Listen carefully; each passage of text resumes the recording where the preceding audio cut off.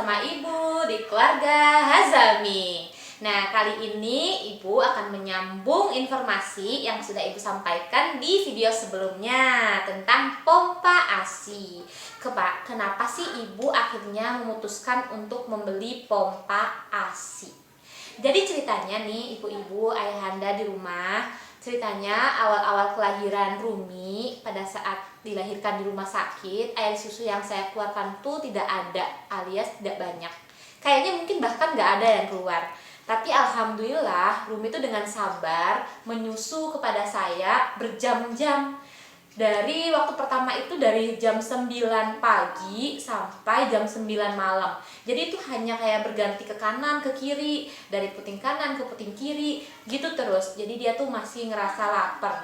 Tapi bagusnya dan solehahnya Rumi, dia tidak nangis, hanya berpindah saja dari satu puting ke puting yang lain. Sepertinya dugaan saya waktu itu berpikir bahwa air susu yang saya keluarkan itu tidak banyak dan tidak cukup untuk mengenyangkan dia. Sampai dia nggak tidur-tidur, jadi nyusu aja sepanjang hari itu. Nah, karena disusu terus-menerus, akhirnya pelan-pelan memang keluar. Satu hari setelah pulang dari rumah sakit, alhamdulillah keluar. Cuman itu harus dipijat, harus dipencet kenceng banget. Itu pun baru keluar setetes mungkin, jadi benar-benar masih sulit.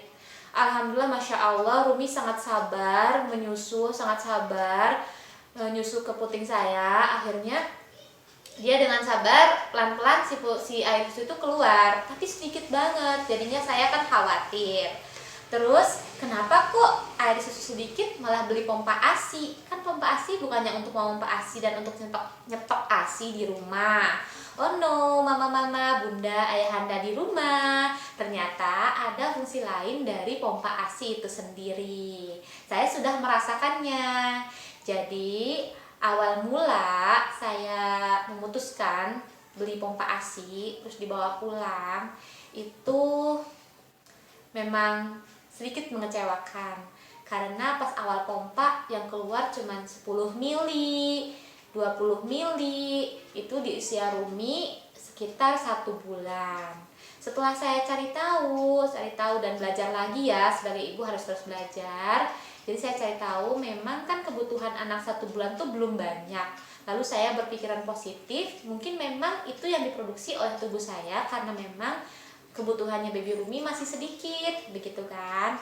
Lama-lama saya rajin pumping sehari. Setiap dia menyusui, usahakan dipumping kanan kiri, keduanya dipumping agar kosong kembali. Karena ketika kosong itu akan terisi kembali dan akan terisi lebih banyak lagi. Saya memang kurang tahu bagaimana penjelasannya secara medis, tapi saya hanya berbagi atau sharing sesuai dengan pengalaman saya. Jadi pengalaman saya ketika setelah baby Rumi menyusui, terus kanan dan kiri ini saya kosongkan, maka seterusnya akan lebih deras atau lebih banyak lagi. Nah, ada yang bertanya, apakah ibu punya stok di rumah? Kebetulan saya tidak menyetok di rumah, tidak menyetok susu. Kok ada pumping tapi nggak nyetok susu?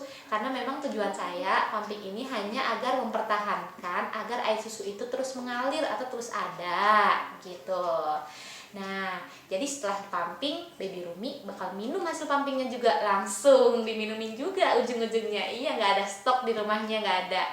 Jadi pumping ini hanya saya pakai untuk merangsang supaya air susu itu tetap keluar. Jadi bagi bunda-bunda nih tips nih, bagi bunda-bunda yang air susunya memang sedikit atau memang belum keluar, bersabar. Usahakan motivasi itu selalu ada dalam hati, lalu rajin-rajin memasaj. Untuk bagaimana cara memijatnya bisa kita bahas di video selanjutnya. Nah, setelah memijat itu, nah pumping ini nih fungsinya bisa kita gunakan untuk merangsang air susu tadi. Caranya mudah, namanya tuh kurang tahu metodenya apa, tapi saya menggunakannya sistem ini udah lama ya, waktu Rumi usia setengah bulanan sampai sekitar 4 bulan lah. Baru-baru ini saya masih pakai sistem itu. Jadi di saat anak kita tertidur di malam hari, kita bisa menggunakannya multi power pumping. Jadi ada kanan dan kiri. Kalau misalkan punya dua, kanan kiri langsung bisa, tapi kalau satu boleh satu-satu. Nah kalau yang dua, perhatikan ya bunda, kalau yang dua pertama kita pumping bersamaan 10 menit, lalu istirahat masing-masing 10 menit. Pumping yang kedua 20 menit, lalu istirahat 10 menit.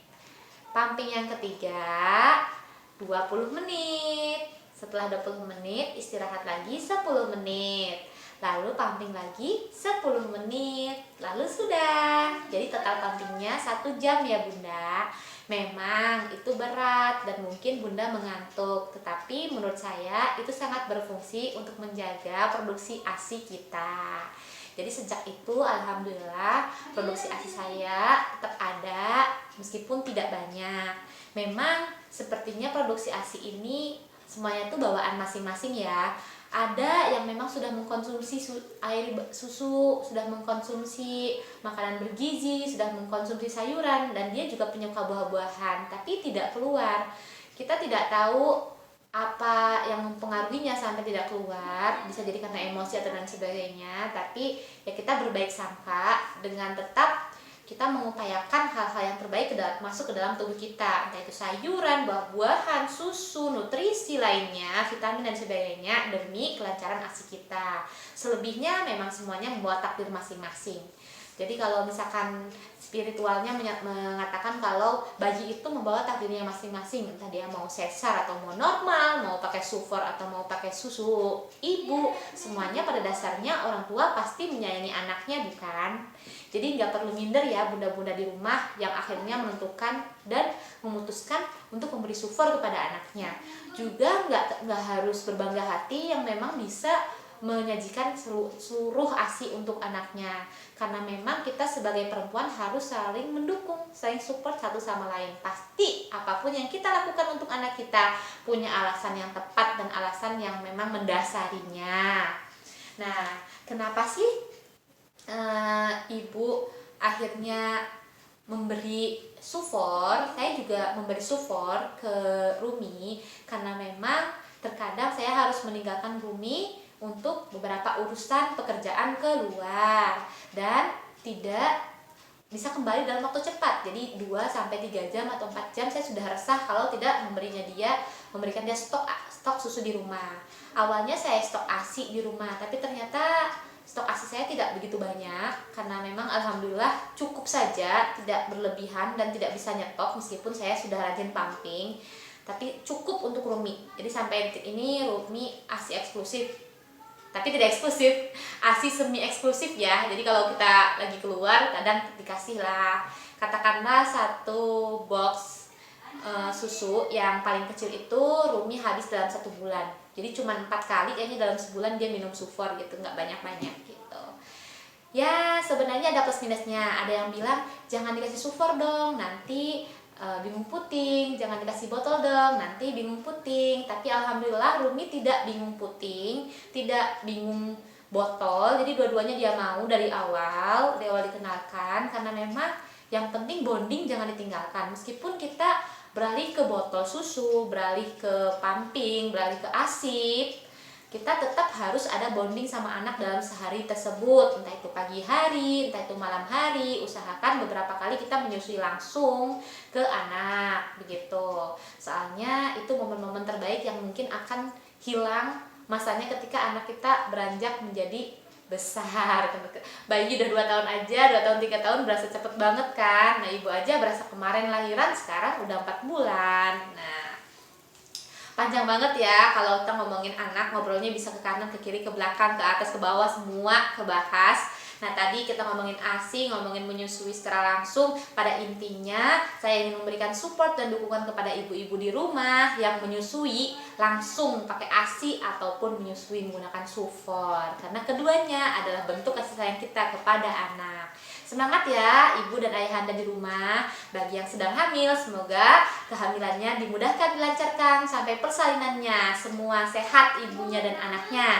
Bagi yang belum diberi keturunan, jangan menyerah. Insya Allah, Allah mendengar doa-doa kalian, melihat ikhtiar-ikhtiar kalian, terus istiqomah dalam kebaikan. Salam sayang, salam hangat, salam peluk dari keluarga Hazami. Terima kasih. Sampai jumpa di lain kesempatan. Jangan lupa like dan subscribe. Assalamualaikum warahmatullahi wabarakatuh.